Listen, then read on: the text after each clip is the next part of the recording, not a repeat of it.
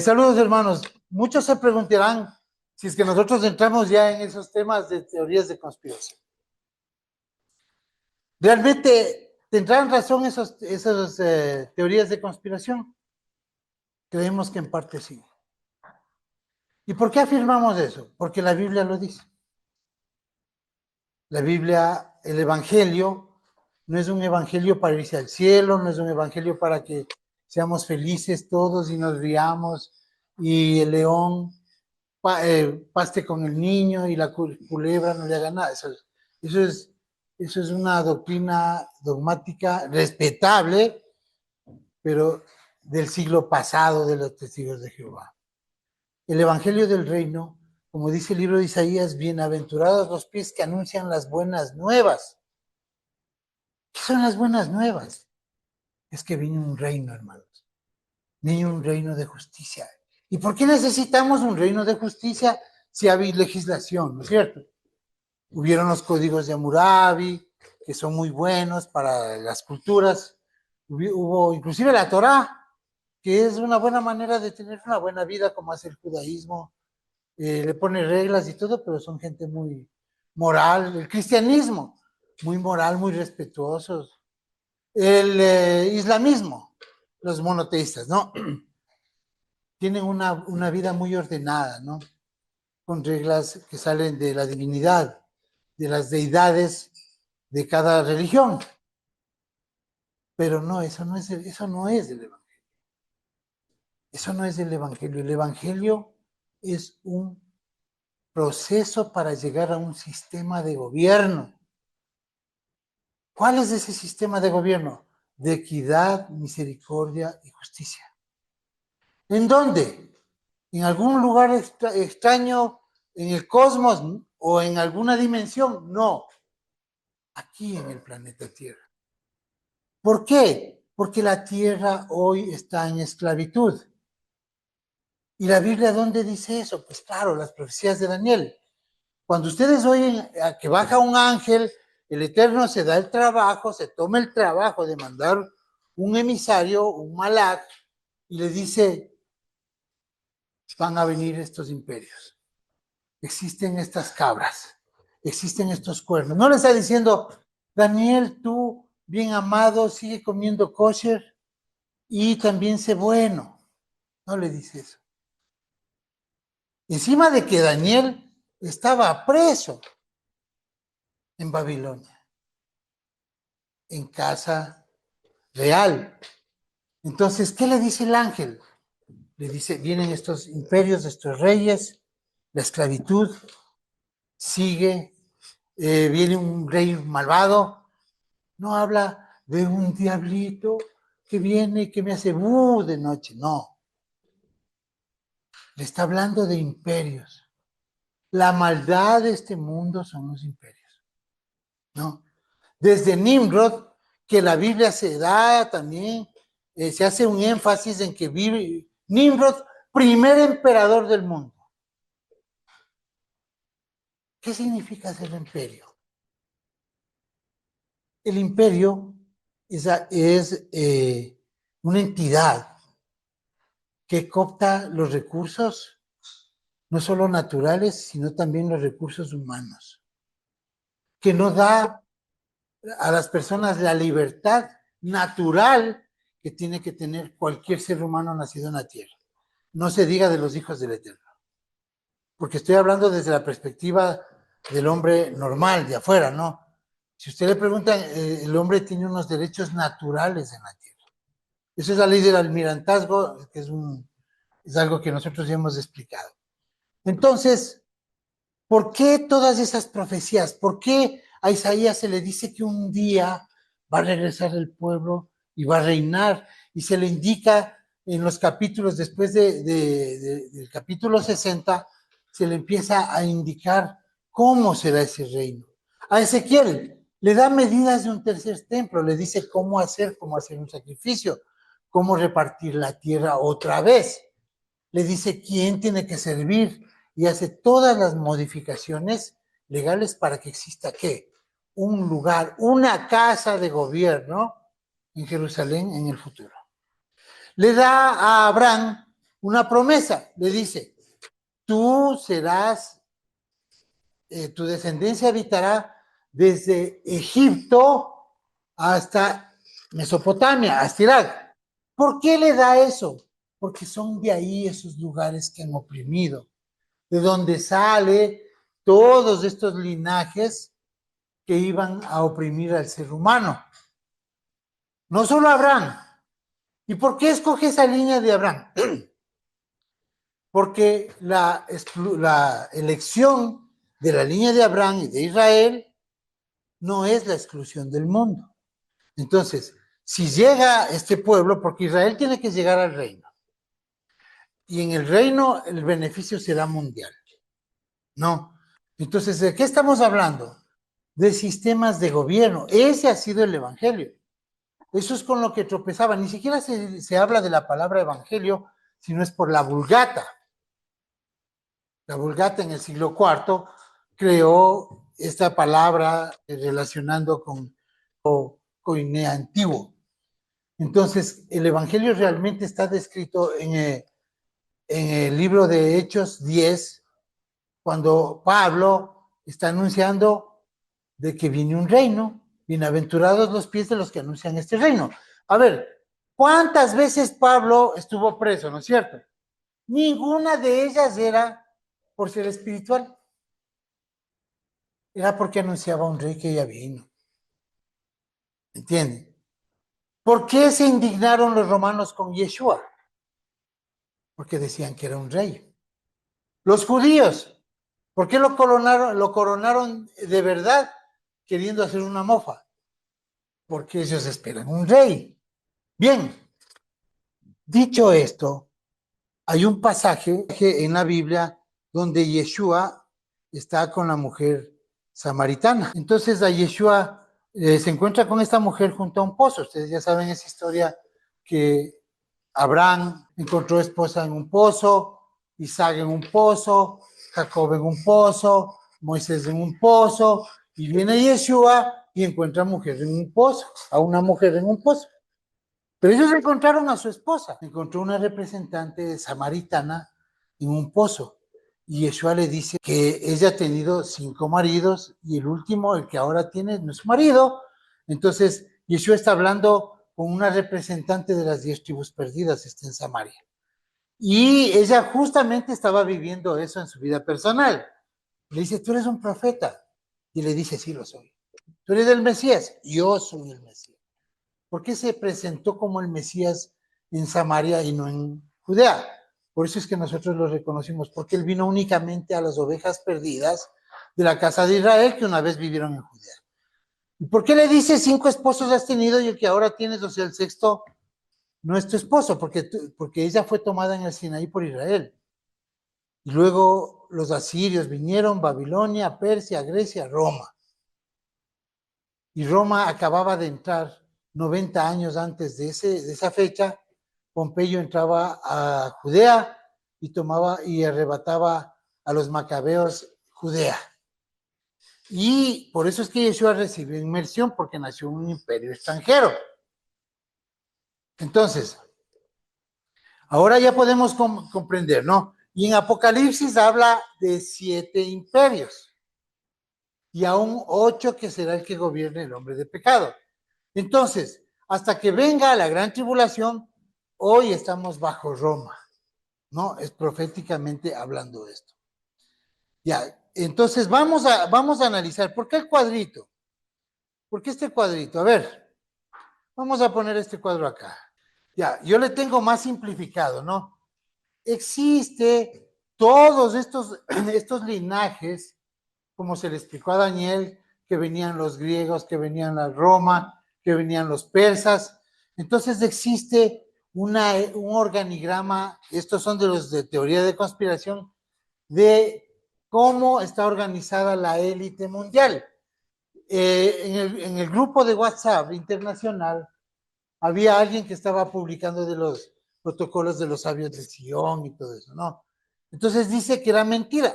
En verdad, hay unos escritos que negaron que los protocolos de los sabios de Sion eran mentira. En los años 20 se negó. Pero ¿qué pasa?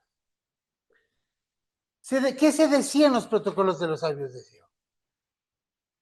Que iban a apoderarse del mundo, de lo que comen, de lo que miran, de lo que hacen, de lo que juegan, de la salud, de la educación. Entonces ellos negaron eso y la gente aceptó de que era un montaje hecho por la facción rusa, ¿no? Entonces, el problema es que yo no quise discutir, ni tampoco estoy afirmando por qué se cumplió. Si estamos a un siglo de eso y se ha cumplido todo. Entonces, vamos razonando. Hombre despierto no es el que sabe la Biblia de memoria, es el que se libera con la palabra del Eterno. No. Entonces, en estos organigramas, nosotros podemos ver, acá podemos ver ya, la base de la humanidad, ¿no? Toda la humanidad es la base.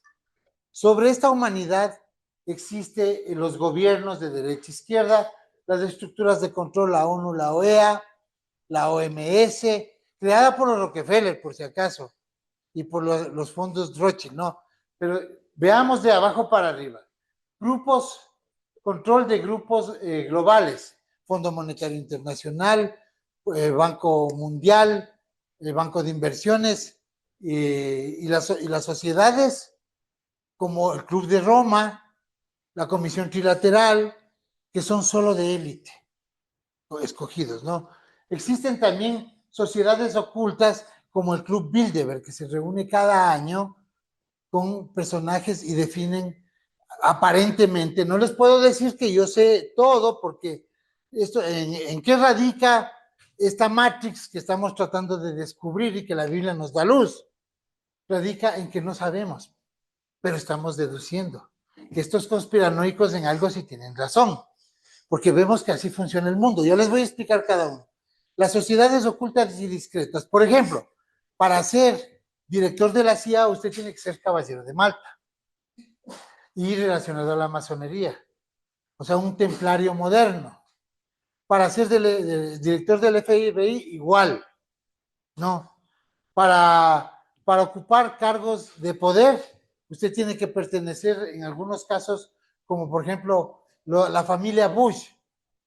Ellos pertenecían a una sociedad secreta de la Universidad de Yale que se llama Skull and Bones, con rituales, con calaveras, con encierros, con iniciación. Y detrás de todo esto está la masonería. Cuando en los primeros grados de la masonería, una persona se siente orgullosa de ser parte de un grupo de élite social, ¿no?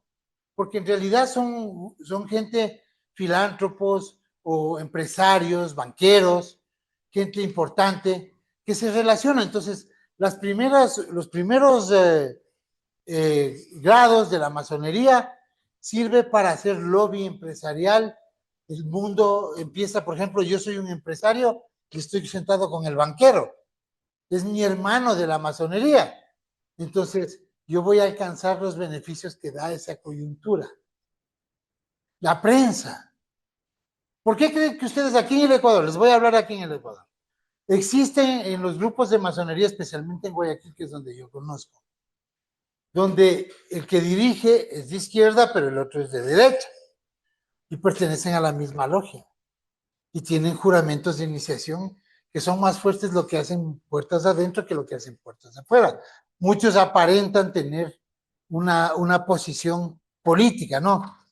Bien, esas son las sociedades secretas, las sociedades discretas, ¿no? Discretas. Existen sociedades más profundas, más secretas, como vemos nosotros aquí, por ejemplo, la élite tiene familias que no están, familias italianas, familias de la nobleza negra, veneciana, familias que ustedes ni siquiera saben ni los nombres, y los más conocidos, 13 familias judío-sionistas, házaros. Ellos son la parte visual. Por ejemplo, ¿qué fundaron ellos? El sionismo házaro hizo que entre Estados Unidos a la guerra, en la Primera Guerra Mundial, y apoyen el regreso a la tierra de Israel. A los ingleses, se pusieron de lado los ingleses. En la primera, Edmund de Rothschild, que financió este regreso, compró tierras en Israel. Y Edmund de Rothschild, la gente, los judíos que vivían ahí en Medio Oriente, le reclamaron a él. ¿Por qué haces eso? Porque eso tiene que hacer el Mesías. Y él dijo, yo soy el Yisuf. El Yisuf era como una migración, ¿no? El que regresa. Entonces compraron carísimo a gente palestina, gentes árabes que vivían ahí, y se apoderaron poco a poco gradualmente de la tierra hasta lo que ustedes ven hoy. Él quería, en la Primera Guerra Mundial al finalizar, él quería fundar la Liga de las Naciones. Este señor Edmond de Rothschild es el que aparece en los billetes de 500 shekel. Él era de los que querían llegar a la Tierra, ¿no? Pero el mundo no le aceptó después de la Primera Guerra Mundial y desecharon la idea de hacer la Liga de las Naciones, porque él quería que le den la Patagonia o bien la tierra de Canaán, ¿no? Israel, porque ellos ya empezaron a usar el nombre sionista de Israel. Entonces, en 1900, él ya fallece, pero cosa curiosa que estas élites se transmiten un propósito, porque ustedes pueden tener un propósito con sus hijos, con sus nietos, herencias, bienestar, pero tener por siglos esto es algo inconcebible. Entonces ya hemos visto cómo en esto también está la OMS, está la banca mundial, los bancos, las aseguradoras, el fondo Vanguard, el fondo BlackRock. Son fondos de inversiones que no se sabe a ciencia cierta quiénes lo conforman, pero tienen más capital que cualquiera de los países de Latinoamérica. Y son empresas. ¿A dónde queremos llegar con esto? ¿Entrar en teorías de conspiración? No. Queremos deducir a la luz de la Biblia todas estas cosas. ¿Quiénes son ellos? Ya sabemos que la humanidad es la base de la pirámide, que existen gobiernos y democracias, dictaduras, todo lo que quieran ustedes, pero a la larga todos están controlados por los de arriba. Es como en un banco. Cuando ustedes entran a un banco, ustedes pueden pedir que les digan el saldo que tienen en su cuenta. Eso puede hacer solo una persona autorizada. Más arriba de esa persona hay alguien que controla a los que están abajo y tiene más acceso a sus cuentas. Y el de más arriba tiene más acceso a los gerentes de las agencias. Y el de más arriba puede poner a pelear a todos y hacer un conflicto para sacar un beneficio. Porque el lema principal de esto es divide y vencerás. No voy a centrarme mucho en esto, por eso traté de hacer algo resumido. Antes yo quiero esto relacionar con Apocalipsis 13 de esa bestia que sale del mar y todo eso, ¿no? Entonces ya hemos visto que existe una élite, pero ¿quién está más arriba de ellos? El ojo que todo lo ve, está en el billete, en los billetes de $1. Nos refriegan la estrella sionista con una pirámide, nos refriegan todo, la palabra masón, o sea, todo esto de aquí se llama primado, es una programación de masas. Entonces las personas, como no tienen claro qué haces tú, te dedicas a vivir tu vida y que hagan lo que quieran. A ver, acabamos de pasar un paro aquí en el Ecuador, que nos estorbaba las labores diarias, pero era necesario ese paro, porque todo se puso carísimo. Pero la comodidad es que ya me cansé, ya quiero seguir con mi vida. Así somos. Esa es la calidad de borreguitos que somos socialmente. No, porque esto no debía acabar. Y no es que sea un revolucionario, sino que alguien tuvo una experiencia donde aquí somos un pueblo reaccionario. Somos antisistema, hermanos. Anti estos. Y el hecho de estar hablando de estas cosas, ¿no? Entonces, ese es el control mundial. Ya sabemos que existe esta élite y sobre esa élite, ¿qué más habrá? Apocalipsis 12. Hay un dragón, una serpiente, un linaje que tiene cercada la tierra impidiendo todo este conocimiento, maquinando toda esta matrix. Ya, el Eterno se da el trabajo de mostrar en la Biblia que existen entidades. Cuando ustedes ven a Gabriel que dice que no pudo entrar a Daniel, porque una entidad que dominaba a Persia, que era el imperio más grande, se le opuso. Entonces estamos hablando, esto es un poco caricaturesco esta imagen, pero es para estar claros. No tengan temor de hablar de esto y de hablar de Biblia. No existe contradicción. Esas personas que querían decir que el cubito, la ciudad plana, que va a bajar de 2000 kilómetros de largo, aquí eso de ahí es una infantilidad que quiso destruir esto. Entonces, ahí ahora ya pueden ver. Bueno, entonces ya sabemos que este ojo que todo lo ve, que está en el billete, son entidades que están controlando a las élites, a las familias, a linajes mezclados. ¿Y qué tiene que ver esto que tenemos acá en la pared, acá, y que estamos presentando también ahí? ¿Qué tiene que ver con todo esto? ¿Por qué en el año 93 en Patmos se le da esta figura a Juan? Porque estaba revelando cómo era la esclavitud de la tierra. Bueno, vamos a ver en Apocalipsis 13. Dice, y yo me paré, porque en la Biblia Reina Valera dice que el dragón se paró. Realmente dice en el Strong y en los códices antiguos, yo me paré sobre la arena del mar. O sea, Juan se para a tener una visión, a mirar. Eso es diferente que se pare la bestia. A ver, dice, vi que subía del mar una bestia que tenía 10 cuernos, 7 cabezas. Son 10 reyes, 10 emperadores, hasta el falso Mesías. ¿Y por qué lleva en su cabeza una bestia o un dragón o una serpiente? Mejor dicho, porque ahí tiene una palabra más relacionada con serpiente.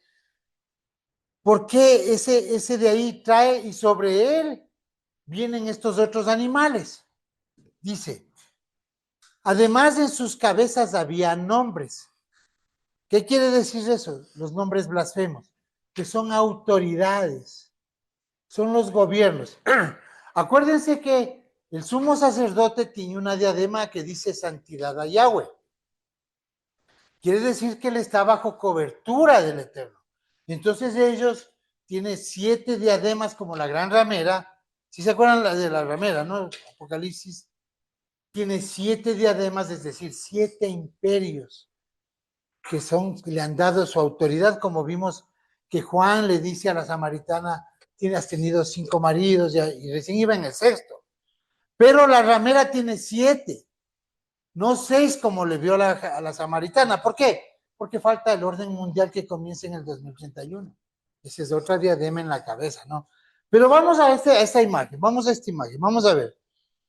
Dice que la bestia que vi, cuando dice bestia no es un, perdón, estoy un poquito agripado, ¿no? Cuando dice bestia no dice que es un monstruo, ¿no? Habla de una serpiente, está hablando de un linaje. Sobre ese linaje es el que lleva, ¿no? Sobre su lomo. O sea, es la mezcla principal de estos imperios. Ya les voy a explicar qué es cada uno. Dice que tenía patas de oso. Dice que vi que era semejante a un leopardo. Sus pies eran como de un oso, boca como la de león. Y el dragón o la serpiente le dio su poder, su trono y su autoridad. ¿Qué es como de leopardo? Es Javán, hijo de Jafet. Como de oso las patas, es que lleva, el que transporta a la bestia, el que va a hacer la parte de llevar, es de oso, es Magog, hijo de Jafet. Y también es Gog y Magog, ¿no? Hijo de Jafet. Y la boca del león es Dan, porque en Génesis 49 se le dice que Dan va a hacerse pasar por rey, pero será una serpiente.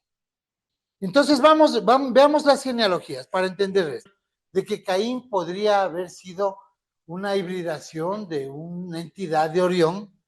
Entonces viene una línea y de los hijos de Eva con Adán sale Abel, que falleció, que murió, fue asesinado.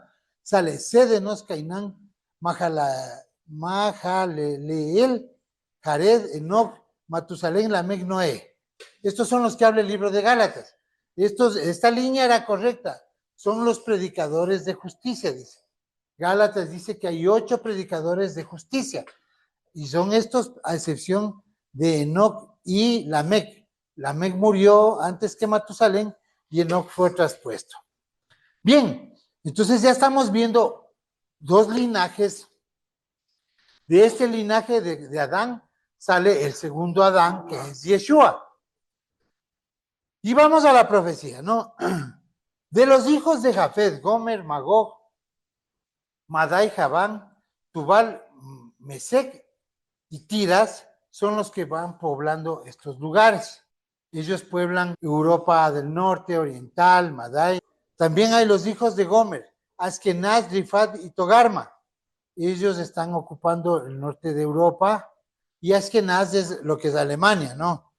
Y Polonia y todo eso. Por eso es que ustedes ven judíos Askenaz, judíos polacos, como el que dirige el gobierno israelí. Y también vemos acá que los hijos de Gomer, Askenaz, Rifat y Togarma. Togarma también es de donde salen los házaros. ¿Por qué nosotros estamos haciendo referencia a esto? Porque en la profecía de Génesis se habla que cuando Noé baja del arca, bendice a sus 3 hijos. Y le dice a Jafet, tú vas a usurpar las tiendas de tu hijo, de tu hermano Sem. Sea Canaán tu siervo también. Porque ya le dijo a Sem que Canaán va a ser su siervo también. Pero le dice, pero tú vas a vivir en las tiendas de Sem. Nadie vive en la casa de una persona ajena, de su hermano. Entonces se llama una usurpación de identidad. Tenemos que llegar a esto. Entonces acabamos de ver linajes, ¿no? Linajes. Ponga atención, porque de aquí vamos a empezar nosotros también a enlazarnos con profecía. Quiero hacer lo más simple posible, ¿no? Entonces, ya sabemos que en Apocalipsis 13 va a estar esta bestia. ¿Qué bestia no significa animal, como les digo, sino hombre natural? Por eso es que las bestias del campo, inclusive en Jeremías 31, dice que la casa de Israel vendrá con simiente de bestia y simiente de hombre, de Adán, porque viene mezclado de las naciones. Entonces, cuando habla de bestia, no estamos hablando aquí más que solo la línea de Noé, que pasa el diluvio. Vemos que Naama, según los libros del judaísmo y de las cuevas del Qumran, Naama es la esposa de Noé en el diluvio, es hermana de Tubal-Caín, y ella probablemente fue violada por Cam. Por eso hay una maldición a Canaán. Y por eso es que se prohíbe que los hijos de Israel y Isaac prohíbe a Esaú también que se mezclen con mujeres cananeas. Hay que aclarar otra cosa. A ver, de los hijos de Javán nacieron los griegos. Es imposible. Matemáticamente no da. Habían ya pueblos. Pero ¿qué pasa con ellos, con los patriarcas de la Biblia? Ellos eran hombres de renombre. Siempre se casaban entre realeza, como hacen hasta el día de hoy la realeza. Entonces ellos eran parte de ese fundamento, ¿no? La realeza tomaba ese nombre, porque cuando descendieron del arca, ellos fueron gente famosa. Ya. Entonces, así es como se propaga. O sea, no es que todos, por ejemplo, una prueba de esto. Rahab. Rahab, que en la Biblia le dicen la ramera, que realmente es una posadera, de una posada. Rahab era una mujer que estaba en Jericó. Y el judaísmo ha tratado de inventarse cosas para disimular que no era cananea. Ella es ancestro de Yeshua y del rey David. y es cananea, pero no era de la realeza. Porque la realeza, ustedes van a ver que en este cuadro que voy a detallar a continuación, aquí viene la mezcla. Esto es bíblico lo que voy a leer, ¿no? Y también historia. Esaú se casa con mujeres cananeas en el año 2000 antes de Yeshua. Y de linaje noble. El pueblo de Edom y los alrededores se mezclan con casas reales cananeas y se mezcla la sangre, la introducción de la sangre de la realeza y apertura de alianzas políticas. Entonces entra la sangre de Caín en los descendientes de Abraham, a través de Esaú, que fue desobediente a su padre de no tomar mujer cananea. En el año 104, Juan Hircano, un macabeo, conquista Idumea y se adhieren los idumeos, o sea, los descendientes de Saúl, se adhieren al pueblo, entre ellos Herodes, que era un herodiano, un idumeo que guardaba la Torá, porque era ley nacional que los macabeos obligaron a guardar la Torá. Entonces, ellos no tenían ese corazón. Por eso es que Yeshua encuentra a un discípulo de él, que era Judas, Isqueriot. Pero un Judas quiere decir Is, varón, de Queriot, un pueblo Queriot llamado Queriot en el monte Seir, en Idumea. O sea, Judas no era un judío de linaje, sino Judas era un idumeo. Por eso es que Yeshua dijo, el que se tenía que perder, se perdió. Y luego ustedes ven que Yeshua también está frente a unas personas, a unos fariseos y sacerdotes, y le dice, ustedes son familia de víboras. ¿Por qué les dice eso si no se puede maldecir al pueblo? Yeshua se descalifica como Mesías si es que él está haciendo una acusación falsa a sus hermanos. No, él sabía que ese linaje de esos fariseos y de esos sacerdotes seduceos estaba mezclado porque 100 años antes, 120 años antes, se habían unido los idumeos. Bueno, hasta ahí, ¿no? En el siglo primero, en el año 135, todos los judíos, la mayoría, salen expulsados de Judea y se van por diferentes lugares de Judea. La dispersión por el Asia Menor, Babilonia y otras zonas. Y comienza una diáspora formal, preservación de linajes de renombre, ¿no? Igual ellos iban, hacían sus comunidades. Pero ¿qué pasa aquí? Que la mayoría se fueron de Babilonia y la mayoría fueron talmudistas. ¿Por qué? Porque la comunidad nazarena tenía la orden de esconderse, los que creían en Yeshua. Y dijo, huyan a las montañas. Hay un patrón de huir a las montañas, no a la playa, por si acaso, no.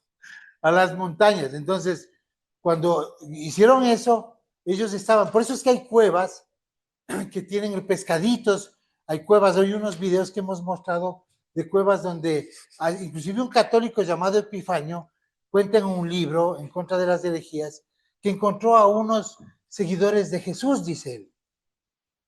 Pero cosa curiosa, guardan el sábado y se circuncidan. Dice, son unos herejes, se llamaban los ebionitas, son los primeros nazarenos como nosotros guardados en las montañas. Entonces ya vemos que los judíos salieron a la dispersión. En el siglo VIII, la conversión de los házaros, 10,000 aristócratas házaros de élite introducen a 7 o 10 rabinos y fundan el judaísmo en el Cáucaso. Imagínense. Se cuenta que eran 20 millones, pero esto no es cierto, es muy una exageración. Son 10,000, pero había otros del pueblo que no se convirtió. Entonces, ustedes se dan cuenta que 10,000 se empiezan a seguir al judaísmo como religión de 7 verdaderos y mezclados también que salieron de Judea hace siglos y más mezcla en 7 siglos.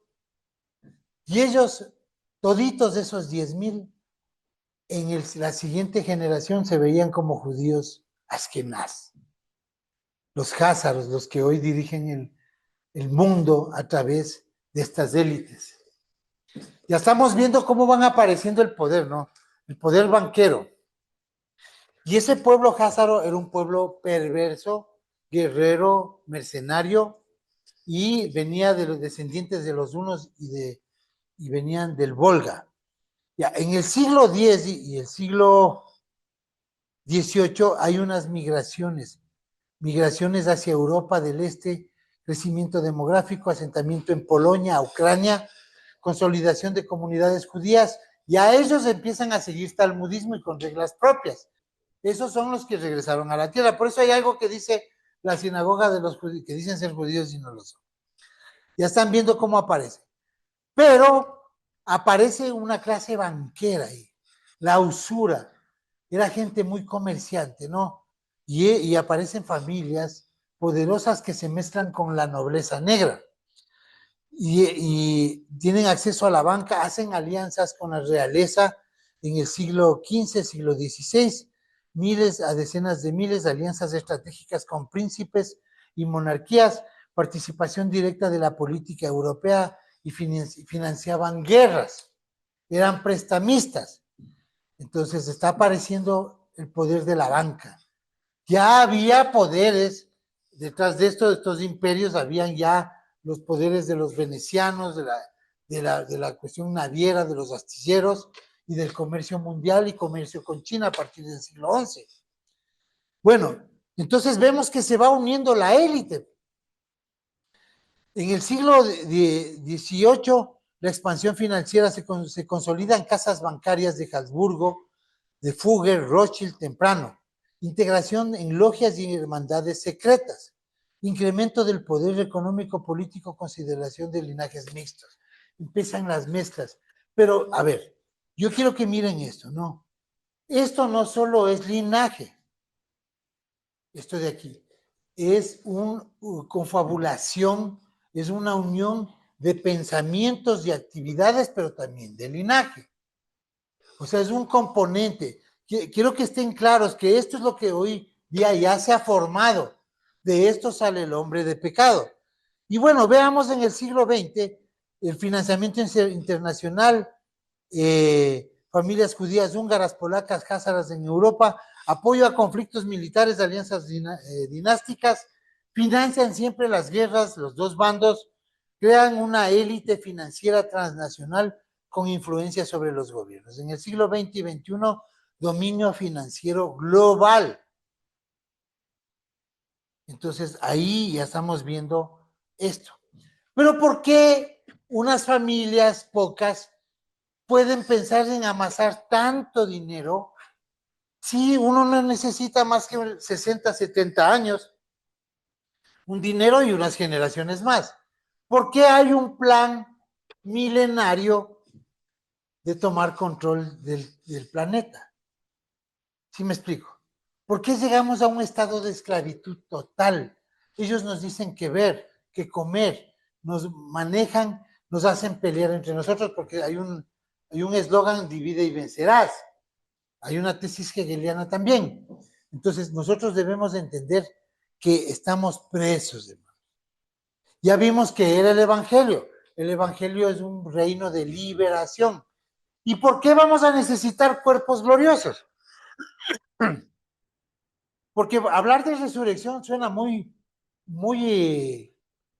dogmático, un poco raro, ¿no? Pero si nosotros hablamos de cuerpos gloriosos, es porque hay élites que tienen cooptada la tierra. Y si nosotros no llegamos hasta ese punto de tener un equilibrio de poder, nosotros no vamos a liberarnos. Si no hay cuerpos ascendidos, no va a haber libertad. Por eso tenemos rey ascendido en cuerpo glorioso, cuerpo tecnológico, cuerpo perfecto, un cuerpo que es superior a los ángeles. Eso es lo que dice la Biblia. Si vemos desde el punto de vista de la resurrección a los que somos buenos, se pierde este mensaje. Si nosotros decimos es que la Nueva Jerusalén es una ciudad que se sienta aquí, se pierde este mensaje. Por eso es que no debemos nosotros aceptar esas doctrinas acomodadas para para dañar, porque dañan, se van llevando un poco de cosas. No vamos a identificar a estos. Esas entidades son las que tiene que liberar Miguel. Miguel no pelea con hombres. O sea, ¿ustedes se imaginan a Miguel peleando con los rusos? Tiene que venir rompiendo un cerco que tiene la Tierra. Ustedes ya vieron el estudio de Atlas, ¿no? Entre que si es, no es, que la NASA cierra los telescopios, que no se puede ver, que sí se puede ver.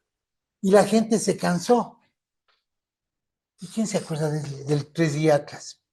Está ahí.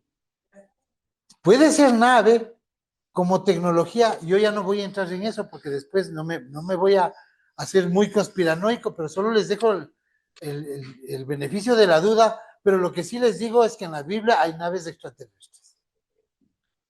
Las nubes, ustedes vieron cómo esas nubes, como las nubes del velo entre el poder del Eterno y la tierra, porque no podían ver muchas cosas en su tiempo. Bien, entonces vamos avanzando. Miremos esto. Hemos visto imperios. Hemos visto que la gran tribulación es donde se desata todo esto. A la samaritana le di palabras de Yeshua duran hasta el 2031, que es el jubileo 120, dice el Eterno en Génesis 6:3. No contenderá mi espíritu con el hombre, sino solo 120 shaná, tiempos, lapsos de tiempo que equivale bíblicamente a 6,000 años, ¿no? Desde Adán. Entonces, el 2031 todo se consolida. Roma dura hasta aquí, pero de Roma mismo sale el nuevo orden mundial que dura hasta la mitad de la tribulación. A mitad de la tribulación aparecen los testigos y se divide el orden mundial. Asoman dos bandos, los que eran el orden mundial y tres reyes más el hombre de pecado que se separan. Y ellos se van a un lado, los otros a otro lado. Probablemente, como siempre, Magog ha sido rebelde, inclusive vemos al final del milenio la misma sangre de los que hoy dirigen Israel, los jafetitas, al final del milenio se van a rebelar contra Yeshua. No les va a bastar haber visto milagros, haber visto a Yeshua, haber visto cuerpos ascendidos, gente resucitada. Los mismos rebeldes házaros, los que hoy son házaros, son Magog. Ellos van a rebelarse contra el campamento de los santos. Bien, entonces aparece a la mitad el juicio a las naciones. Y ahora ya podemos comprender qué era esto. ¿Por qué nosotros estamos aquí? ¿Por qué nosotros estamos guardados? ¿Por qué estamos sellados antes de la tribulación? Porque tenemos que recibir a la gente, porque tenemos claro esto. Sabemos que existe una élite mundial y una corporatocracia. Los bancos dirigen las grandes capitales. Henry Ford dijo, está claro que la gente no entiende el sistema monetario y bancario, porque si lo entendiera, creo que habría una revolución mañana en la mañana.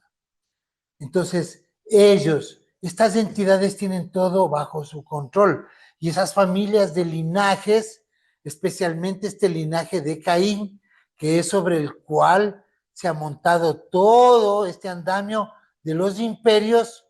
Por eso les decía que el Eterno detesta a los imperios. ¿Y dónde vemos eso? En las profecías de Daniel. Esto es algo que se llama el quiasmo. En las profecías de Daniel existe quiasmo, porque todas hablan de imperios. Por ejemplo, cuando hablan de Roma, Medio Persia, Babilonia, estas bestias, o la estatua de Nabucodonosor, o la figura de las cabras. No, tal vez esto a algunas personas le puede sonar un poquito aburrido, porque como vieron pirámide, piensan que estamos hablando de teorías de conspiración. No, estamos hablando de estas profecías, hermano. ¿Por qué se anuncia esto? Este quiasmo, todos son los mismos imperios. ¿Por qué imperios? Porque detesta el Eterno el imperialismo. El imperialismo es abusivo, es antitorá, viola todo principio del pueblo. Por eso es que nosotros vemos que Israel está fundamentado en el núcleo familiar y las tribus. Entonces, sin dar muchas largas al asunto, poder comprender ahora sí que hay una élite, esta Y si alguien quiere dudar, saque un billete de $1 y mire. Hay una élite que está dominando al mundo, el ojo que todo lo ve. Y si ustedes miran detenidamente, es un ojo de reptil. Es un reptil, o sea, la simiente de Caín. Ese es el que lleva al resto de la bestia, ¿no? Mezclado con Edom. Por eso en Abdías vemos el juicio final que hacen las dos casas cuando regresan y aniquilan a Edom, mezclado. Edom viene a ser esta bestia. Espero, ha sido muy sencillo, muy simple, no complicado como para darnos una vueltita por todas las profecías y saber que es necesario apartarse. Nosotros que tenemos profecía, que sabemos que el 2038 es la venida del Mesías, que el 2031 al 32 comienza la tribulación, que tenemos que estar en lugares apartados. Pero les digo algo, esto de aquí habla a la gente de afuera que es despierta también. No ha leído Biblia, pero ellos están viviendo apartados. Entonces, no es algo loco. No se dejen mover, hermanos, y qué honor y qué orgullo para mí estar frente a personas que han aceptado vivir aparte. Ustedes no son religiosos, ustedes están buscando un gobierno, ustedes son reaccionarios, ustedes son revolucionarios. Una persona tenía una experiencia y me contaba de que llegaba a un lugar, a nuestro campamento, venía y encontraba que el campamento era el fin de un camino. Y él no sabía por qué acababa la calle ahí. Porque no hay más que esto, hermanos. Aquí se confirma pacto. Y decía que era un campamento de guerrilleros. Eso es lo que somos, hermanos. Y se los digo a ustedes, no nos vamos a dejar. Nosotros vamos a meter con todo. Porque le hemos puesto la vida, el alma a esto. No nos vamos a dejar, no nos vamos. Si una vez tuve la oportunidad de publicarle las verdades a una iglesia, yo también me voy a ir con todo contra el que se quiera meter con estas cosas, con este grupo, con ustedes. Y así va a haber gente en todos lados que defienda. Todos estamos convencidos aquí. Ninguno de nosotros ha sido timorato, temeroso, ni tenemos caras de curas ni de monjas. Somos gente normal que está viviendo aquí, que ama al Eterno y cómo lo amamos con nuestra vida, con nuestros recursos, con nuestro propósito, con la obediencia, hermanos. Saludos, gracias, hermanos.